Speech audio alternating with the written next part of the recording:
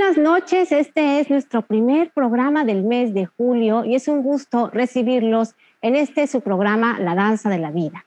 Agradecemos a nuestros patrocinadores, el restaurante La Viquina y el Rincón Bistro, quienes apuestan por la cultura y por la difusión de la misma, así como a Lo de Hoy Morelos.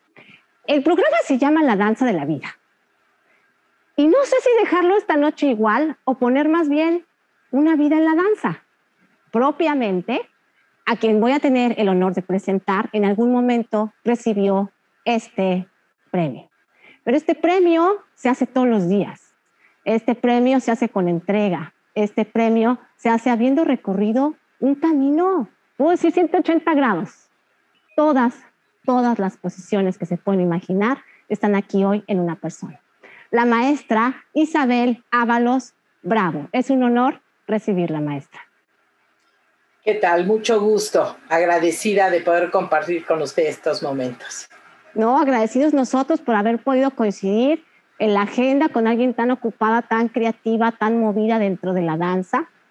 Y bueno, no puedo dejar de hacer, me gusta un poquito a veces esta parte creativa que salga. Y me estoy imaginando el ballet Giselle en aquel momento en el cual en los pétalos va diciendo si me quiere, no me quiere el amado, ¿no? Si me quiere, no me quiere, si me quiere, no me quiere.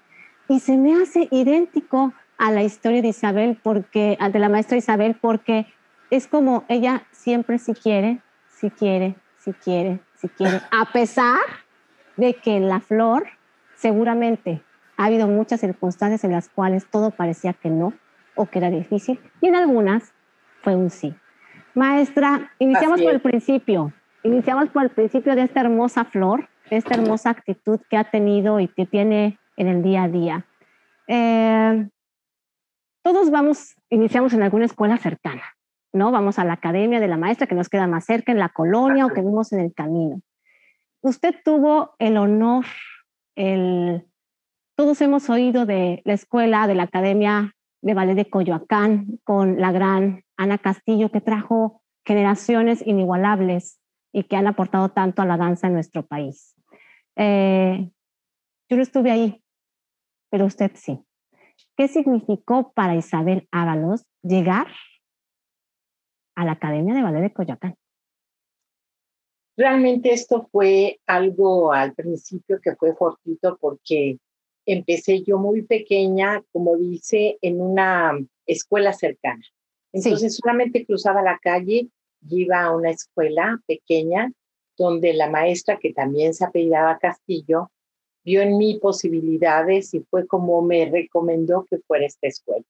Sí. Claro, estaba un poco más lejos, pero nos decía a mi mami y a mí que era la escuela indicada porque veía en mí esa entrega y esa pasión.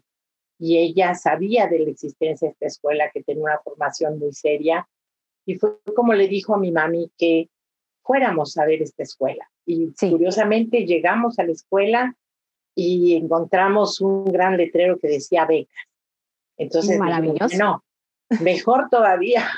Claro. Así que afortunadamente pude llegar y estaban en evaluaciones para ver a quién les daban becas. Estuve yo ahí con la maestra Ana del Castillo en ese espacio tan mágico del que salieron tanta bailarina y tanta formadora y maestras y gente que continuó sus estudios dentro de la danza. Sí. Y estaba la maestra inglesa Jennifer Johnson, que Miss Ana había invitado para que colaborara con ella en la escuela. Me hacen mi evaluación y es cuando me dicen que pues podía estar aceptada, pero en la escuela de folclore. Y bueno, claro que yo decía, yo quiero ballet. Y me decía, es que me faltaba cuello. Entonces, eran muy exigentes, estaba la selección muy exigente. Y fue como mi mami, y a partir de eso fue que se lo agradezco muchísimo a ella, porque dijo, no le puedo decir que no, que ella se dé cuenta. Entonces, deme la oportunidad de que esté un mes, yo cubro la colegiatura, pero que ella sienta lo que es la danza. Sí. Y fue una fortuna porque la clase justamente era con la maestra Ana del Castillo. Sí. Y estaban, curiosamente, en esa época que pues no era muy pues los niños no era muy fácil que pudieran entrar a danza. Había 2 niños y pues en un paso de que estaba de pareja, logro hacer este trabajo que le encantó a mi Sana, y de ahí fue como ella decidió darme media beca. Y ahí empecé mi historia dentro de esa gran escuela. Muy pequeña, a los 9 años, y ahí fue donde realmente concluí mi carrera como bailarina. Sí. Si tuviera que en este momento estar mi Sana presente aquí entre nosotras, ¿qué le diría a la maestra Ana Castillo?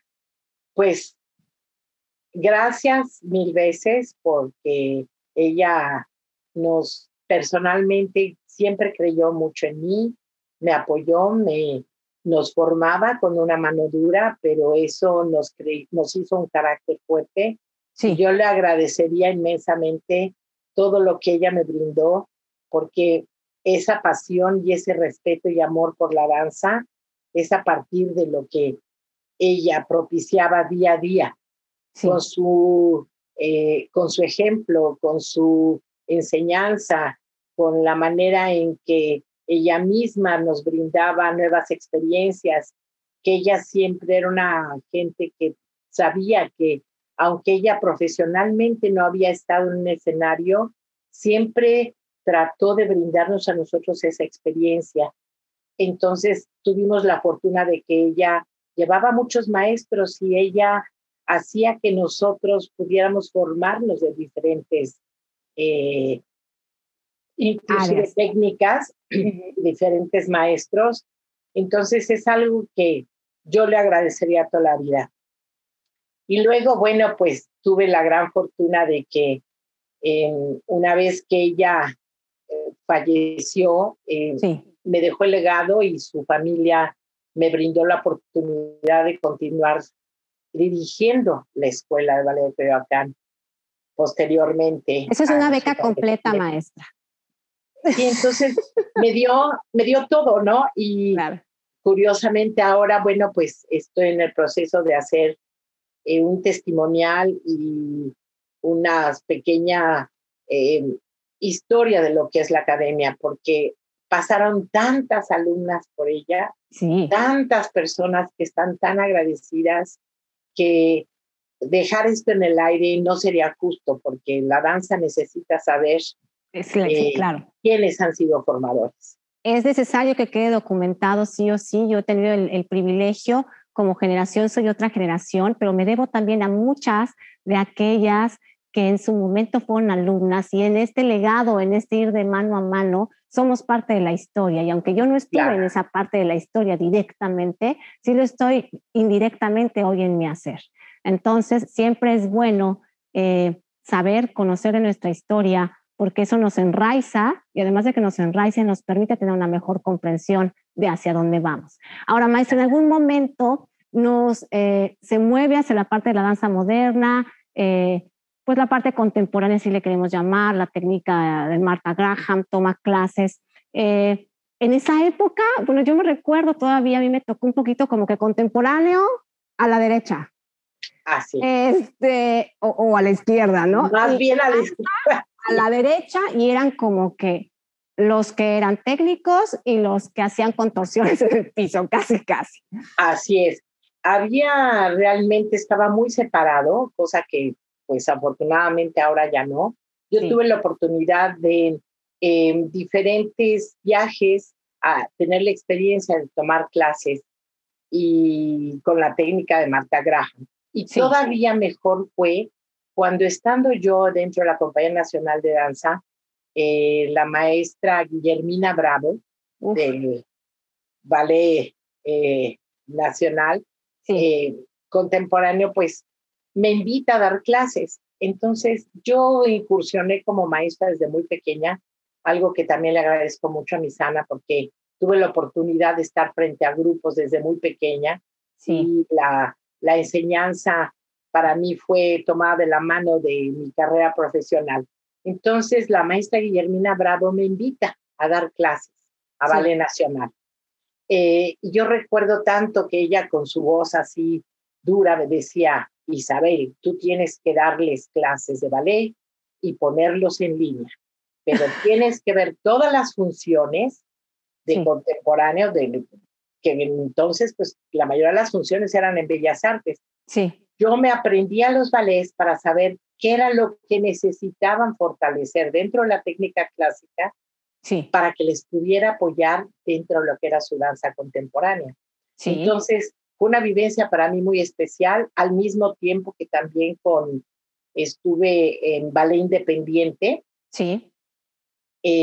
donde me invitaron a dar clases también de ballet, y ellos empezaban a darse cuenta que esas bases que da la técnica clásica son primordiales para hacer después cualquier estilo de danza.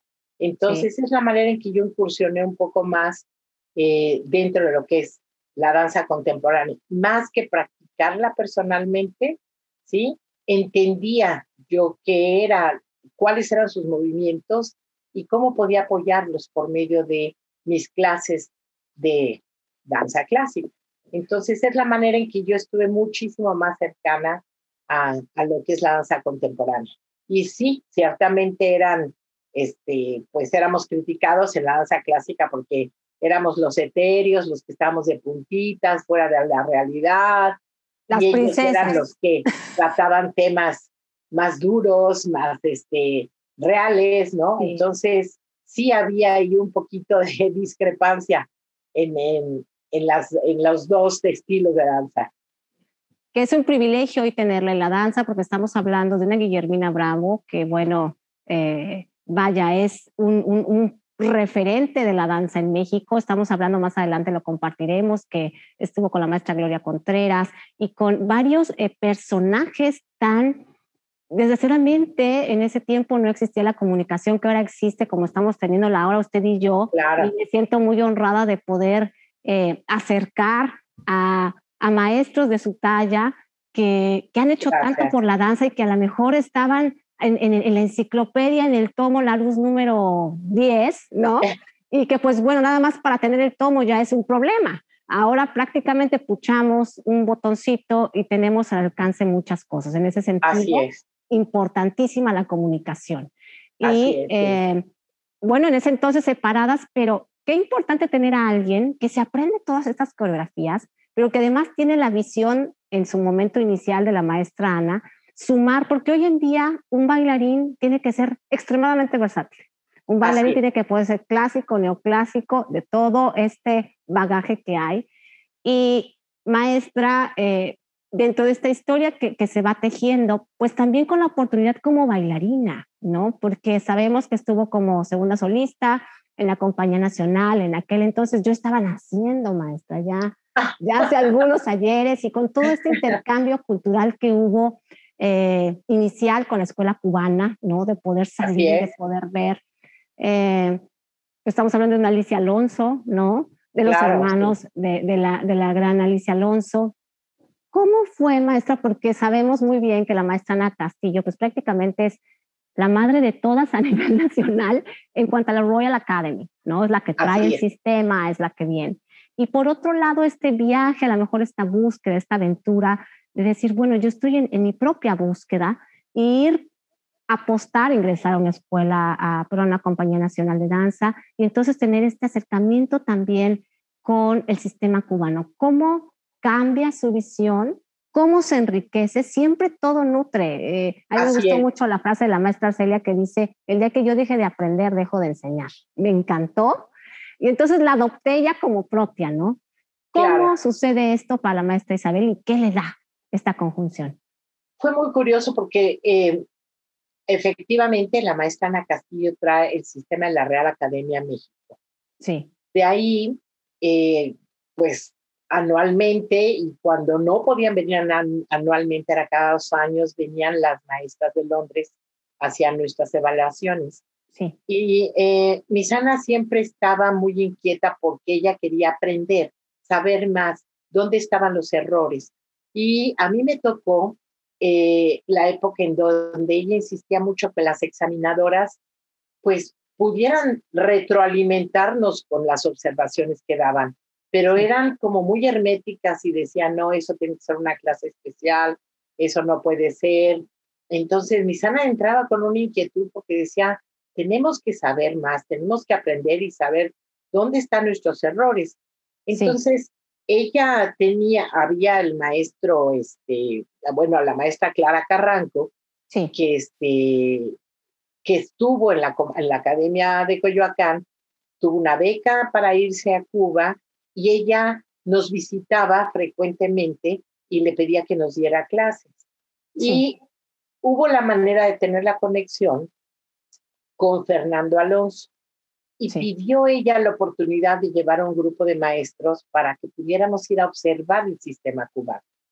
¿Qué es lo que pasa? Había una diferencia fuerte. El sistema inglés daba los ejercicios fijos y uno tenía que ejecutar los ejercicios fijos.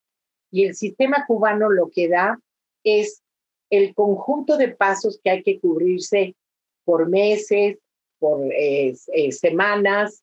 Entonces, todo muchísimo más desglosado.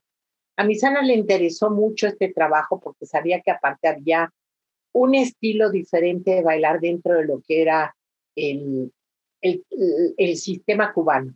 Era más latino.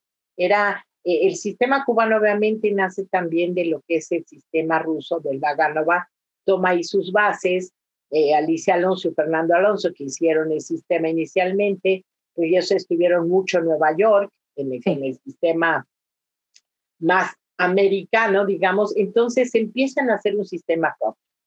Y decide mi Sana invitarnos para que varios de los maestros fuéramos a este curso, que fue una fortuna porque estuvimos en Cuba y las clases metodológicas nos las daba personalmente el maestro Fernando Alonso. Bueno. Entonces es cuando ella dice, mi Sana era pionera y era muy audaz en tomar sus decisiones cuando decide romper con la Real Academia, siendo, dentro de, que era el señor Castillo, su esposo, el que administraba la Real Academia en lo que era México.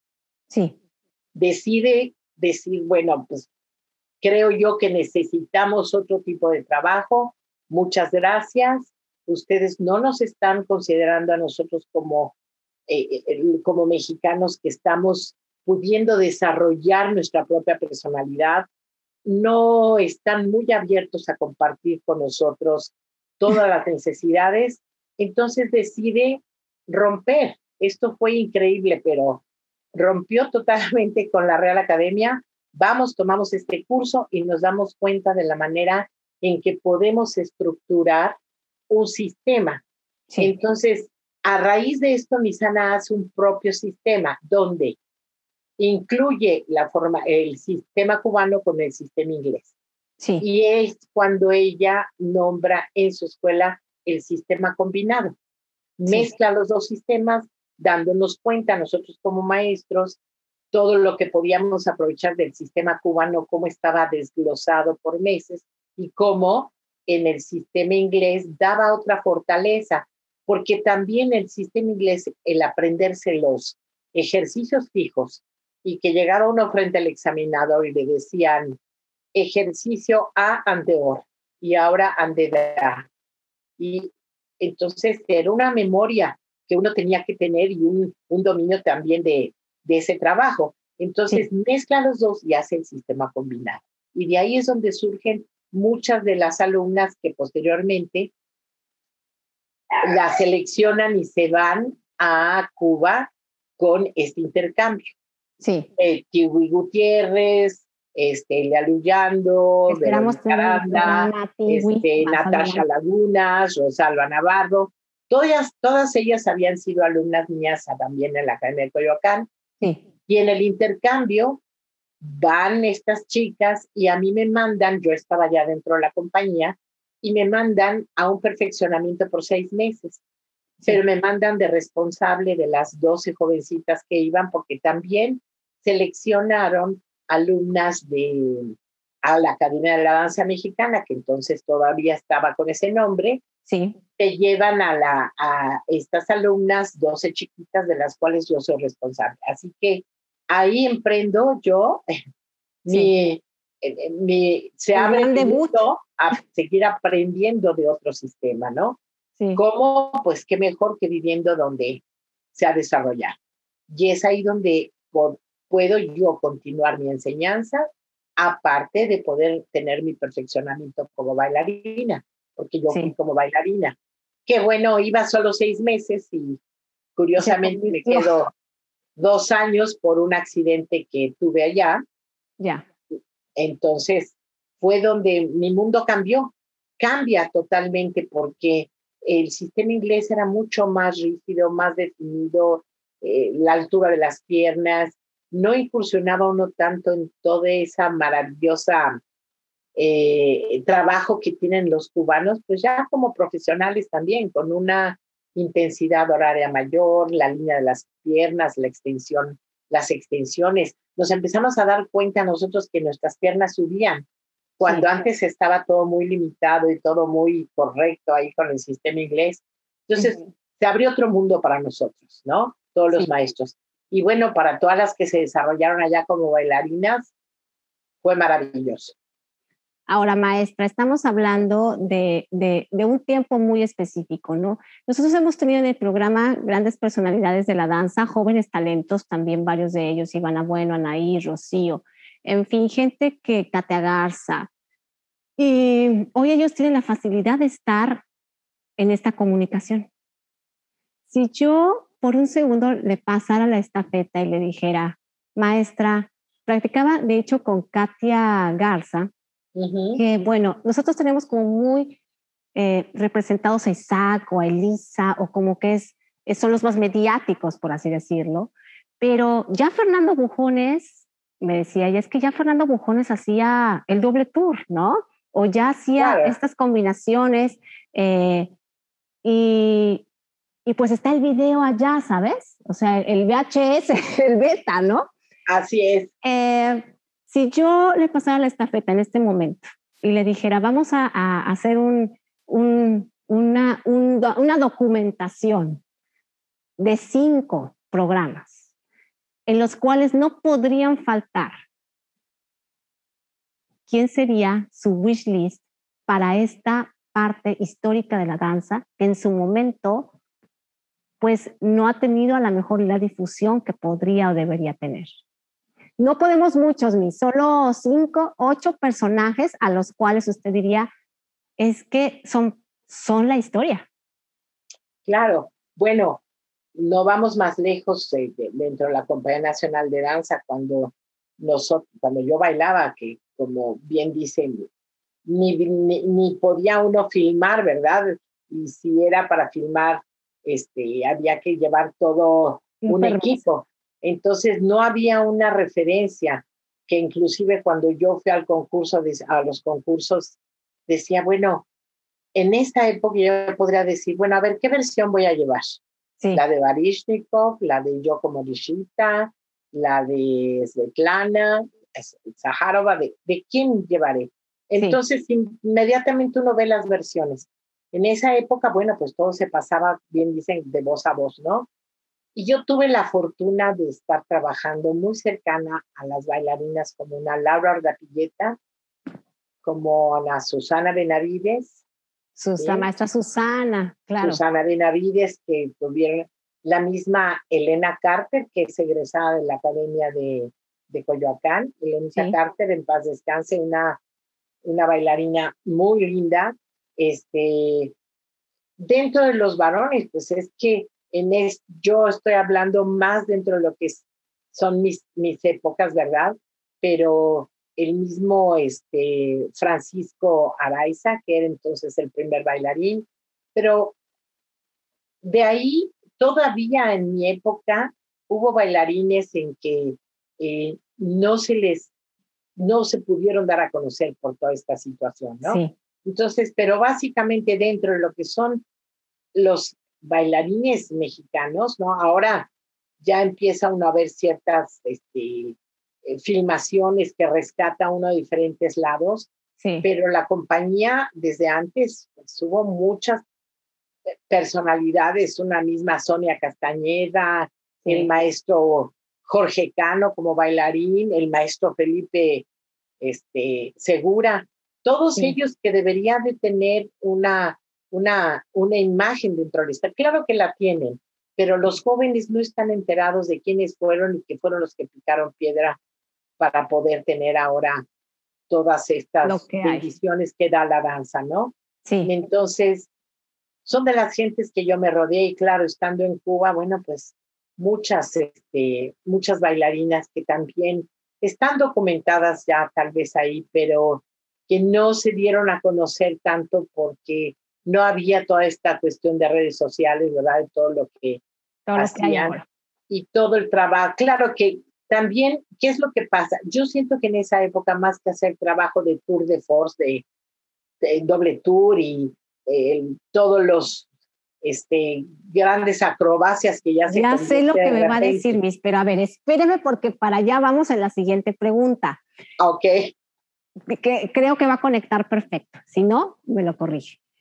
Tenemos esta parte, ok, lleva 12 chicas, está responsable de ellas, está en la esencia propia de esta técnica, o sea, la vive, la transmite y además la observa, ¿no? Claro. O sea, porque es como, no nada más es que se me ocurrió hoy que voy a cambiar o voy a implementar un sistema.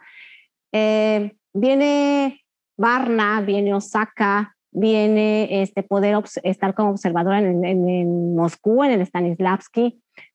Obviamente, si ir a una función ya te abre la ventanita, ya se abre el trecho y entre más ves, obviamente más el panorama, se va abriendo.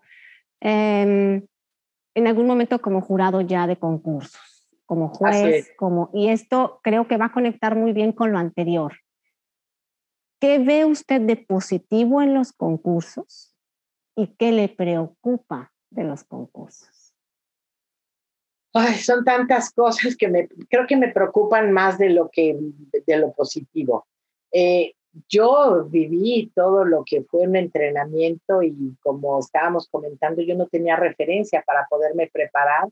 Eran mis maestros los que me preparaban, Joaquín Vanegas, que estaba aquí de invitado en la Compañía Nacional de Danza, el maestro Jorge Cano, dentro de lo que eran las coreografías de repertorio, ¿sí? Porque obviamente también va uno con ciertas coreografías libres. ¿Qué es lo que pasa? Yo me enfrenté a algo que fue muy importante para mí, porque ¿quién dice que es la versión original? ¿Quién sabe cuál es la versión original? Entonces, cuando yo voy a Varna, me doy cuenta que cuando presento Cisne Negro, ¿qué es lo que sucede? Un año se reunían los maestros para definir un poco más el estilo y lo más apegado a lo que era original, dentro de lo que es un Don Quijote, un Lago de los Cisnes, ¿no? Y el siguiente año hacían el concurso. Y eso está maravilloso. Sí, claro, porque entonces eso era algo donde inclusive sabían cómo entrenar a sus bailarines en los diferentes países. Cuando yo llegué, mi versión no fue aceptada. Era la versión que yo llevaba de Alicia Alonso en Cisne Negro. Y en Don Quijote lo que yo llevaba era una versión que era a lo mejor tratando, sin tener la visión de qué era lo que se buscaba en el concurso, a lo mejor mi participación como mujer más fuerte. Mi compañero siempre fue aquí Sigmund Shostak, al que yo siempre le agradezco mucho que haya compartido conmigo estas experiencias. Entonces, yo me daba cuenta de que había que tener un lineamiento, que les indicaran a los maestros hacia dónde ir, ¿no? Claro. Empezando por las versiones, porque muchas veces las versiones que se presentaban pues quitaban puntaje, ¿no? Entonces hay cosas que uno en el concurso no sabe. Primero, ¿qué es lo que sucede? Como participante, uno se confunde. Va uno al concurso y entonces uno dice, bueno, pues me preparé lo mejor que pude, no es que haga 5 piruetas, ahora van a querer que haga 2 sostenidas y sonría, ¿no? Para que se vea la cuestión artística. Entonces, los ejecutantes se confunden porque obviamente la danza es visual, ¿no? Y es de una apreciación personal y visual. Claro que sabemos que lo estético, hacer estético, punto, ¿no? Un buen arabesco, una buena pirueta, ¿no? pero sí confunden mucho a los participantes porque hay veces que llega a pasar a la siguiente ronda, por decir, pasan a la siguiente ronda, sí, pues bailarines que dice uno, ¿qué pasó? O sea, ¿qué les vieron en la primera ronda? Porque está en la segunda ronda, ¿no? sí. Y a mí me dieron una puntuación muy alta y sin embargo, pues había habido un problema de estilo que no fue el que funcionó. Y aquí lo que sucede es que como jurado, sí, es una responsabilidad porque como jurado hay veces que le piden a uno la calificación inmediata. Entonces dice uno, Dios mío, ¿sobre qué la doy? Claro. ¿Sobre lo correcto, sobre quién? Y no puedo ver a todos. Entonces llega un momento en que puede haber errores en los jurados. Los tiene que haber. Claro, hay alguien que va a sobresalir mucho y alguien que no va a sobresalir, pero lejos de que sea una comparación nada más, es una experiencia que quienes tienen que estar en el concurso tienen que saber que es una experiencia. Y va a haber cosas que no va a entender, porque puede decir, bueno, ¿por qué pasó este bailarín si yo lo hice mejor, ¿no? O ahora, bueno, ya con los videos se puede comparar, pero crea un problema, sobre todo en los chiquitos, ¿eh? Ya en los adultos, bueno, va uno las primeras con categorías. Depende del concurso y también uno sabe qué nivel tiene que alcanzar para ese concurso porque van teniendo realmente su prestigio, ¿no? Sí. Pero para mí es un arma de doble filo. Si el joven, el participante, no va bien preparado emocionalmente, yo he sabido de gente que cuando no gana en los concursos, siente que no sirve como bailarín. Y eso es un error, ¿no? Ese es un error. Bueno, a lo mejor sí hubo gente mejor que yo, hubo gente que, algunos bailarines que no entiendo por qué pasaron cuando yo lo hice mejor. Ahora también uno dice, yo lo hice mejor y eso es lo que uno siente, ¿verdad? Aunque uno se tiene que acercar a la apreciación de sus maestros y sus formadores. Claro. Pero yo, más que concursos, yo siempre he hablado de que es mejor hacer un encuentro, ¿no? Sí. Y dar reconocimientos, pero poner lugares y calificaciones es muy difícil. Como jurado a veces uno se siente muy angustiado porque dice uno, bueno, a ver, le voy a poner los 7 puntos.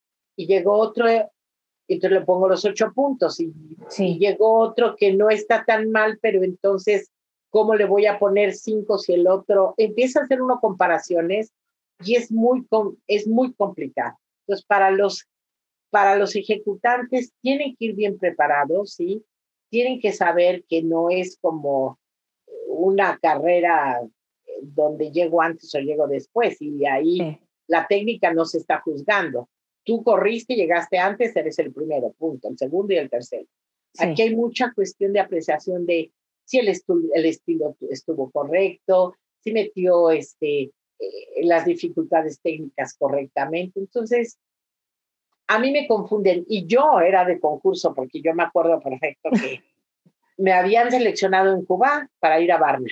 Y tuve el accidente que me rompieron el tendón de Aquiles, no pude ir, y entonces yo me quedé con eso porque para mí era importante ir y trabajar y demostrar y sentirme, ¿no? Que me gustaba a mí siempre la competencia, sí me gustaba.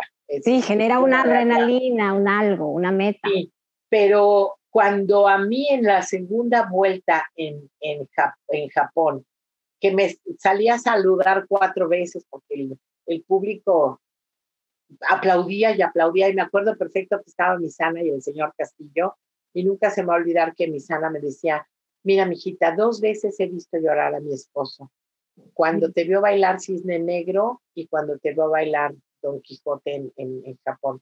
Yo dije, ay, bueno, para mí eso es el premio. Lo más gratificante, ¿no?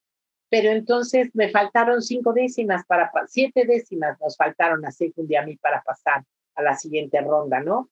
Entonces se siente uno desbaratado, frustrado. Yo lloré muchísimo, y claro, después me quedé a ver la siguiente ronda y decía, ay, pero ¿cómo pasaron esa japonesita? Qué barbaridad, o ese japonesito, pero ¿cómo es posible el nivel no está bien, pero entonces había un intercambio de Japón con los rusos, Sí. Entonces había yo me imagino, había que pasar a alguien por ese acuerdo que tenían, entonces pasan a estos bailarines, yo decía, no, pues entonces ya está, mi concepto de lo que está bien y está mal está equivocado. Sí. Entonces se confunde uno mucho, ¿no? Sí, muchísimo. Y desgraciadamente, como dicen ahorita, ya hay que tener cuidado, se está tratando de regresar a la cuestión de lo artístico más que lo acrobático y que si yo hago 5 piruetas, entonces soy mejor bailarina que la que hace 3. No. Sí. Que lo conectaba con lo que, perdón que le interrumpa, que lo conectaba con lo que mencionaba anteriormente, ¿no? O sea, que finalmente viene este punto en donde está el artista, porque en algún momento me acuerdo que alguno de mis maestros me dijo, ¿tú sabes cuál es la diferencia entre bailar y danzar? Y pues yo hice los ojos así como los estoy haciendo ahorita, y cuando me dio la explicación de una y otra cosa, yo comprendí que el moverme no me hacía danzante.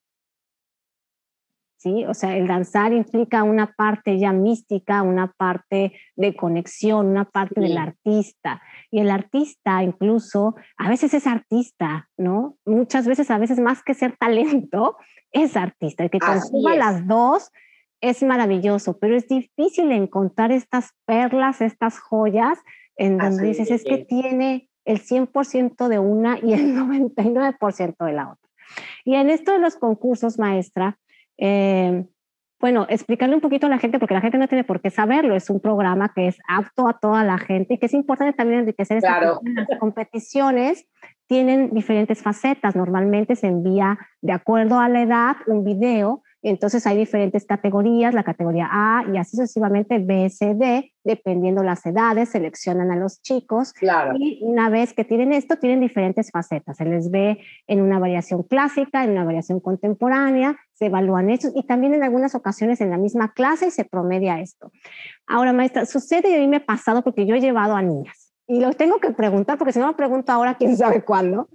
Sucede que a veces hay escuelas que dices, es que ya me sé cuál va a ser el resultado, o sea, como que estas instituciones, o sea, tú te preparas como escuela o pequeña escuela independiente, le metes toda la investigación, todo el estilo, el peinado, el churrito, todo, porque hasta un cabello cuenta, ¿no? Claro.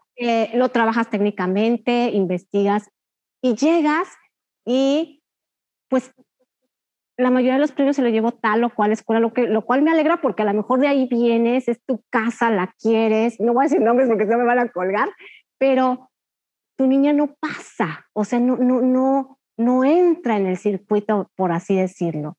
¿Qué lectura darle a eso? No fue suficiente, a lo mejor. Obviamente yo como maestro voy por la experiencia, ¿no? Y trato de transmitir al niño que vaya por la experiencia, por bailar. Desde esa óptica siempre eres tú como una escuela más pequeña, una escuela que está experimentando y acercando a la danza. ¿Cómo leerlo? ¿Cómo a lo mejor, por así decirlo, colarse, si así lo queremos llamar, cómo tener acceso a eso y que no sea a lo mejor siempre los mismos premios para las mismas instituciones que, repito, yo les debo en el alma, o sea, podría decir la escuela superior, lo puedo decir así con toda la apertura porque amo la escuela, porque me debo en mucho a ella, pero a lo mejor la escuela, no sé, triple pirueta, por así decir un nombre X, trabajó igual de duro y no se lo llevó. ¿Cómo lo lee? ¿Cómo leerlo un docente? Aquí, es que realmente hay que separar primero. Hay jóvenes que están dedicándose al 100%. Sí. Entonces no puede competir una chica que va diario 3 horas con alguien que va 3 veces por semana, hora y media. Claro, sí. Empezando por eso, tendría que haber un encuentro, digamos, que yo le diría más concurso, ¿verdad? De gente que está dedicada profesionalmente y gente que está llevando su enseñanza como complemento a la educación. Sí. Que no lo hará menos valioso, ¿no? Claro. pero no puedo comparar a una jovencita que tiene una intensidad horaria de 6 horas a la semana con otra que tiene 18 horas a la semana. Claro, como docente lo entiendes, pero por ejemplo, hacérselo entender a una criatura y a los padres de la criatura.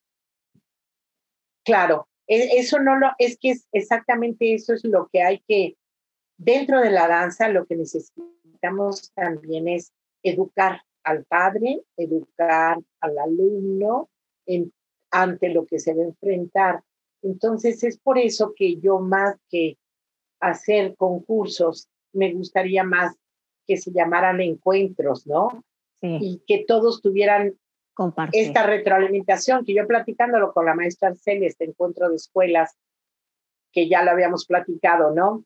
Cómo todas las escuelas pueden presentar su trabajo, su proyecto, y que se les da una retroalimentación. El jurado les dice, tu coreografía estuvo bien, pero el tema no fue el indicado para la edad, la música tiene que ser más apropiada, el vestuario no fue el indicado. Entonces, es como los maestros aprenden cómo tienen que enseñar y cómo tienen que llevar a escena algo, ¿no? Entonces, es muy difícil, ¿eh? Es muy difícil porque... sí, a la hora que sucede... Como decimos, parece preestablecido, no, pues ya sabemos que va a ganar la escuela fulana, ya sabemos que... Entonces, ese es el problema, ¿no? Que la visión a la que se va, decir, bueno, yo voy a ir porque quiero ganar, voy a ir porque quiero participar, voy a ir porque quiero compararme, porque quiero saber, porque entonces vienen atrás una serie de conceptos que hay que conjuntar para que realmente esto tenga un objetivo positivo para el jovencito. Ay, qué bueno que no lo dice usted, maestra.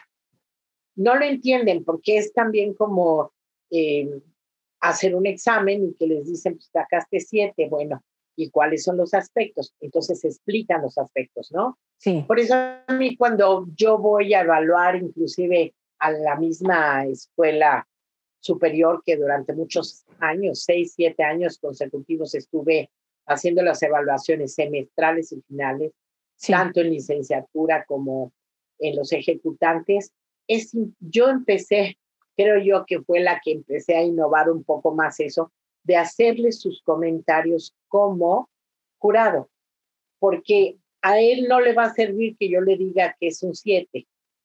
Un 7, ¿por qué? ¿No? Un 7, ¿por qué? No, falta coordinación, falta el empeño aquí, no hubo un andeor en esta parte, no hubo, entonces esa retroalimentación es lo que les hace falta para saber que tienen que mejorar, ¿sí? Claro. Y tiene que ser de parte del maestro, del jurado o del sinodal congruente, ¿verdad? Sí. Entonces, eso es lo que como estudiante uno necesita, esa retroalimentación y no nada más el número. Es muy difícil nada más calificar con números, aunque el sistema sí lo pide, ¿no? Necesitamos un número para que pueda pasar. Y claro que sucedía, a veces uno era muy duro, decía, bueno, voy a darle, no, no alcanzó el nivel 6, no sé qué, por 5 puntos, por 5 décimas o algo, el mismo alumno no podía tener oportunidad a promocionarse para una beca o un apoyo porque no tenía el 8 o no tenía el 8.5. Por micras. Entonces, eso los limitaba para seguirse desarrollando. Cuando eran 5 décimas donde realmente pues se le castigaba al alumno y eso lo limitaba para su crecimiento. Sí. Entonces, es complejo, la cuestión toda esta de la enseñanza es compleja. Y lo importante realmente que considero que como país necesitamos es la formación de maestros. Sí. Eso es una de las cosas más importantes. Formación de maestros, saber cómo enseñar al alumno, inclusive en el complemento de la educación, todo, la manera en que se le puede no nada más dictar los ejercicios, sino llevar alrededor de toda la que es como un pequeño escenario el salón. Sí. Tenemos que irles enseñando a los jovencitos que se dedican a la danza todo lo que es ese entorno de la danza. Y también darse cuenta que hay diferentes estilos de danza. A lo mejor él no podrá hacer muy bueno en clásico, pero podrá ser gran español en neoclásico, jazz, contemporáneo. Claro. Esa versatilidad que viene de algo que lo sustenta, que es la técnica clásica. Eso es indiscutible, vaya. Pues ahí está compartido la visión de alguien experto que ha estado a nivel nacional, a nivel internacional, y que era muy importante hacerlo porque a lo mejor uno como docente entiende o tienes una visión, sabes quién es quién, por así decirlo, la historia, cómo se conforma ese hecho hasta llegar ahí.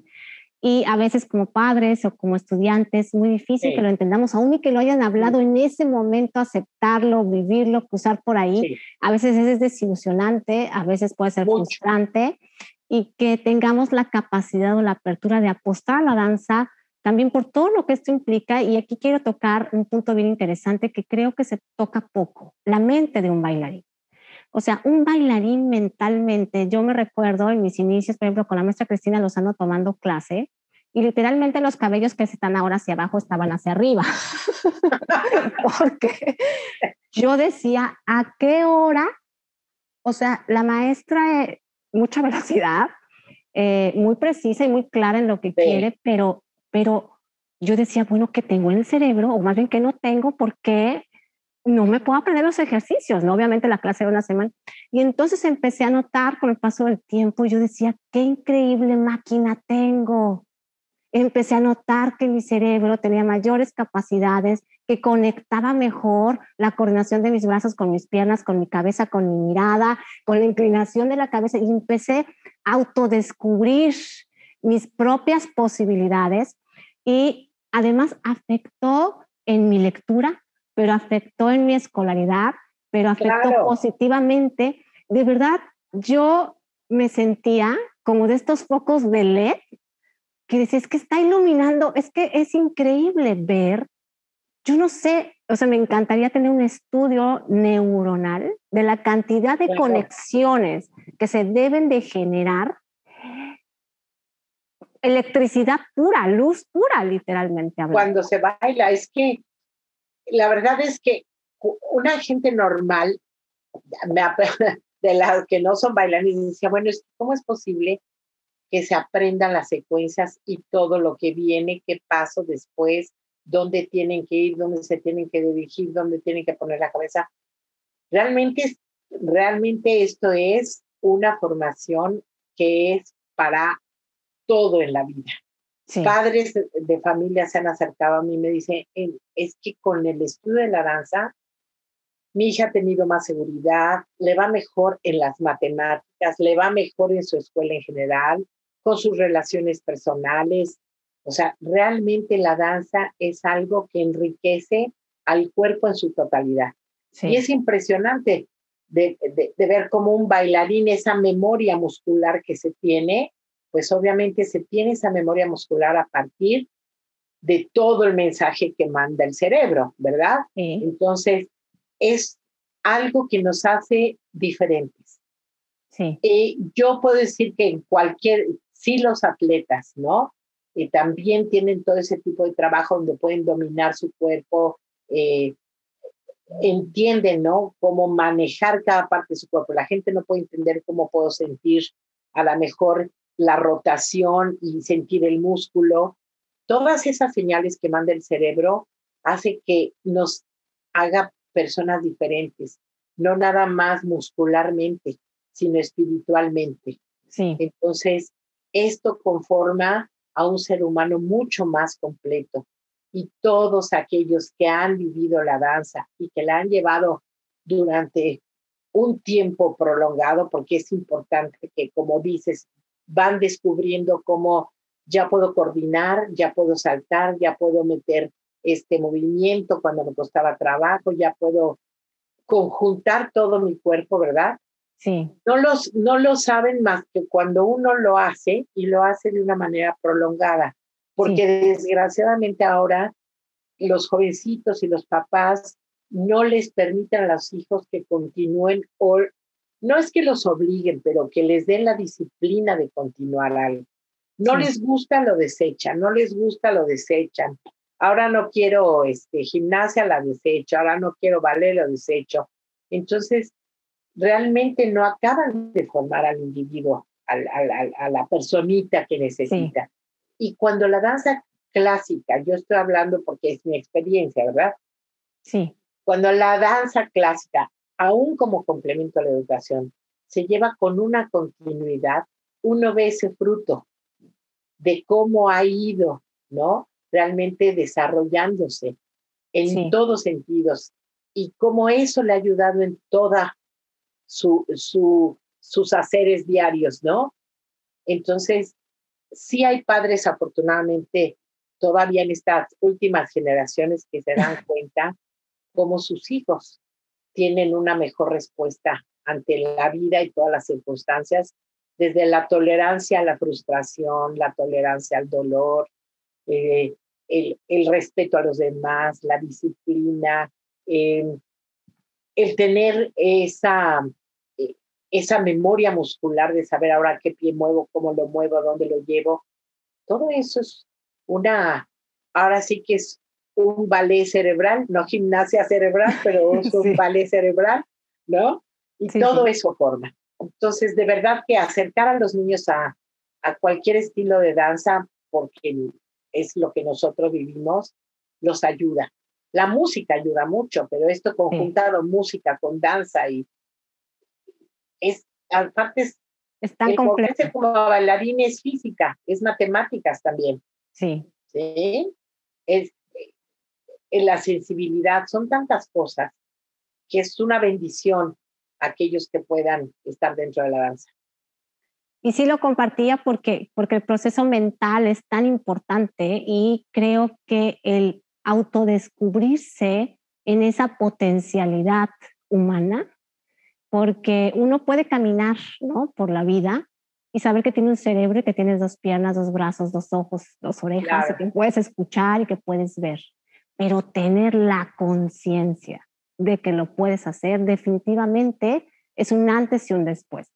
Entonces sí lo quería compartir porque dentro de mis procesos, independientemente del brazo, de la pierna, el descubrir la capacidad cerebral y estoy hablando que seguramente hay muchísimo más que se puede desarrollar. Claro. Es impactantísimo para mí como docente con los niños, el observar estos procesos y ese no puedo, no es que no puedas, es que hay que querer para que puedas. Y entonces nosotros dentro, Misana, por ejemplo, inició y nosotros, después de que dirijo la Academia de Coyoacán, fundo mi propia escuela de 1999 y continúo con el trabajo con la maestra Aisha Hassan, que había estado trabajando, maestra mía y egresada también de la Academia de Coyoacán, con la danza terapia. Y hablando de esto que mencionas, ver cómo se hace este trabajo con los niños con capacidades diferentes. Síndrome de Down, vejez prematura, autismo, retraso. Debe ser ahí cuando tú logras ver lo que ellos han avanzado con sus clases de danza, es cuando ya te das cuenta de que somos una máquina maravillosa y divina. Impresionante. De niños donde rechazaban el estar en el piso por ese temor y que logramos que pudieran bailar, que pudieran moverse, que tener un ritmo y ser felices, ¿no? Aparte, y es algo realmente maravilloso. Es maravilloso. Y que te acompaña ya toda la vida. Yo empecé chiquitita, ahora ya a los 40 y tantitos, y no puedo dejar mi clase de ballet porque mi clase de ballet es mi clase de ballet, es mi momento, es que puedo estar más feliz en el día, es una comunión conmigo, independientemente de que ya no lo hagas propiamente en un escenario, el cuerpo lo sabe y el alma lo necesita, ¿no? Entonces esa es una parte vital. Ahora, maestra, dirige el Ballet de la Ciudad de México, hay puestas en escena, entiendo, nos explicaba la maestra Arcelia en su momento, que tienen puestas en escena por temporada. Sabemos que han tenido el famosísimo Pedro y el Lobo, que bueno, es un ensueño de tenerlo. ¿Hacia dónde va el Ballet de la Ciudad de México? ¿Qué le gustaría a usted como directora artística, entiendo, o no sé si directora fundadora, pero bueno, al fin y al cabo, entrañablemente ligada a Ballet de la Ciudad de México, ver en esta compañía? Pues el objetivo desde un inicio fue crear un espacio para que los jóvenes pudieran continuar su experiencia en el escenario, ¿no? Entonces siempre, cuando nace el Ballet de la Ciudad de México, pues se pensaba estar con ellos, tratar de darles una solvencia económica, una estabilidad, que pudiera ser una compañía donde les brindara su desarrollo artístico, pero también una seguridad económica que como bailarines siempre buscan, ¿no? Que no sean pues tan esporádicas las presentaciones, pero desgraciadamente como compañía a nivel privado, pues hemos llegado al momento en que hemos tenido que hacerlo por proyectos, porque no tenemos el apoyo como para solventar el salario de los bailarines, ¿no? Sí. Entonces, mi máximo sería tal vez como compañía poder tener un subsidio fijo donde pudiera yo decir, vamos a continuar mes tras mes y no tener que ver cómo vienen elementos conmigo y se tienen que ir porque pues tienen que buscar el pan de cada día, ¿verdad? Claro. Entonces eso a nivel de compañía, que al principio lo hicimos con la Sociedad Mexicana de Maestros de Danza, después con diferentes apoyos pudimos lograr tener bailarines que yo puedo decir que sí formamos, ¿no? Durante los primeros, por lo menos los 8 primeros años, 10 primeros años de existencia del ballet, que veíamos la manera de darles a ellos su incentivo monetario, ¿verdad? Pero tenían su clase diaria, su formación. Pisamos muchos escenarios porque realmente teníamos la oportunidad que fuimos por toda la República y hubo jóvenes que realmente de ahí pudieron pasar a una compañía nacional de danza, pudieron pasar a un taller coreográfico de la UNAM, que eran las escuelas oficiales. Sí. ¿Por qué? Porque ya traían una enseñanza del escenario. ¿Qué es lo que ha sido el ballet? Yo después me imaginaba como las mamás que dejan ir a sus hijos que lloran, ¿verdad? Y dicen, no, es que no lo puedo dejar ir, no puedo. Pero decía, bueno, ¿qué les ofrezco? ¿Qué les voy a dar? Tienen que crecer, tienen que salir adelante. ¿Por qué? Porque había sido la clase diaria, el lograr que subiera la pierna, el lograr todo esto, ¿no? Pero dice uno, bueno, tienen que ir y experimentar otras cosas. Sí. Entonces realmente platicamos y decíamos, es que tal vez somos como el trampolín. Salir de la escuela, pocas escuelas tienen tantas funciones como, por ejemplo, yo en mi escuela hay veces que doy 3 funciones al año, que es una locura, porque no es una escuela donde les esté vendiendo el vestuario, sino que tengo el vestuario, lo adapto y yo lo hago con moñito, con encaje y no sé qué, para que no tenga ese costo. Sí. Pero no tienen la experiencia en el escenario, salen de la escuela y entonces muchos que tienen a lo mejor el nivel, no estoy hablando de las escuelas oficiales, porque tal vez afortunadamente tienen un teatro más accesible, pueden estar en contacto, ¿no? Sí. Pero si el Ballet de la Ciudad de México, pues, funcionaba como trampolín, pues funcionaba como trampolín. Entonces, sí, esa fue mi idea, formar jóvenes que después ellos pudieran crecer sus espacios. Y así como nunca voy a olvidar al maestro Felipe Segura que decía, recibir en la compañía alumnas que vienen de Ana del Castillo es una seguridad, ¿sí? Sí. Vienen de Ana del Castillo, perfecto, adelante, porque había atrás toda una disciplina. Sí. Después fue un gusto decir que si recibían bailarines y vienen del Ballet de la Ciudad de México, es una garantía, porque sí, hay un entrenamiento, una disciplina, un respeto al trabajo, ¿no? Pero si como Ballet de la Ciudad de México yo me encantaría poder tener a todos los jóvenes, acoger y arropar a todos los jóvenes que están tan necesitados de bailar, ¿no? Y ahora con esta pandemia horrorosa que vino a nosotros, por más positivo que tratemos de sacar todas las cosas positivas que fue nada más, porque ya todo es por redes sociales y todo se transmite y todo se vuelve muy impersonal, ¿no? Sí. Entonces ese contacto con los bailarines, el mismo público, bueno, se pierde. Pero si yo pudiera decir Ballet de la Ciudad de México, primero, continuar el trabajo con los niños. El trabajo que como Ballet de la Ciudad de México, con todas nuestras puestas en escena, la coreografía que hice de Pedro el Lobo, Hansel y Gretel, ahora que presentamos Film Algarve, La Cenicienta, que estamos en proyecto con Un Lago de los Cisnes, todo eso es para acercar a los niños y no es porque queramos darles fantasía y ver cosas que no existen, es porque el hombre y el ser humano necesita ese momento de espiritualidad, de gozo, ¿no? Sí. Y acercar a los niños a la danza ha sido los objetivos también del Ballet de la Ciudad de México.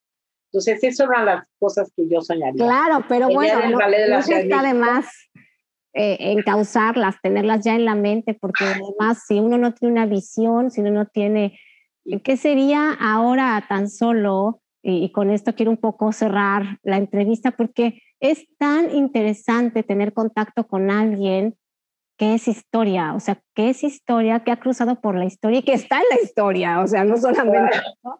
Es definitivamente demasiado atrayente, al menos para mi persona, y espero que lo sea para todos los que nos hacen favor de seguirnos en este programa. Maestra, la visión ha estado siempre ahí, creo que siempre Isabel Ábalos a lo largo de su historia ha estado ahí, como esa flor que dice que sí, ¿no? Que no hay el no, aunque las circunstancias, el país, los bailarines, las compañías, todos los elementos, ¿sabes? Alrededor, no son la escenografía que uno quisiera, pero te adaptas a ella y te acomodas en el rinconcito y sigues adelante, ¿no? Entonces, quiero, a nombre de la Danza de la Vida, a nombre de lo de Hoy Morelos, a nombre de esta manera de difundir y promover cultura, que en breve cumpliremos un año de hacerlo y que hemos tenido puros mexicanos, excepto Ana Cirré, pero bueno, ella también se siente mexicana. Ajá. Puros mexicanos que nos honran con su presencia. Hoy no ha sido diferente, pero además tener a alguien con una energía tan para adelante, tan para sí voy, ¿no? Porque a veces uno se encuentra el sí, pero el no, pero el sí, pero el no, y ahí anda circulando, se agradece. La verdad es que para mí es un honor tenerla en el programa el día de hoy. Ojalá que todos los que nos acompañan puedan percibir estos pétalos tan bellos de una misma flor que ha sabido estar ahí, que ha estado presente. A las bailarinas se nos regalan flores.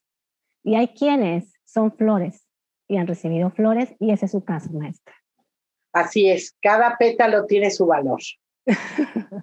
Muchísimas gracias por estar hoy aquí. Ha sido bellísimo el poder percibirla con la experiencia, con la energía que tiene. Gracias. Que se le permita abundancia en este proyecto que ahora trae, que se dé todo el apoyo que pueda uno soñar. Soñar no cuesta nada y soñar también es vivir, ¿no? Entonces, un placer, maestra. Muchísimas gracias. Yo sé que tener sueños es no solamente pensar en lograrlos, sino poderlos compartir, sobre todo con aquellos que lo necesitan. Así es, los esperamos en una próxima emisión de La Danza de la Vida. Estaremos compartiendo con la pianista María Hahnemann, una joven talento mexicano. No se lo pierdan. Y esta noche hemos estado con esta hermosa flor que nos ha hecho que sí en el camino de la danza. Ella es Isabel Ábalos. Los esperamos próximamente. Muchas gracias.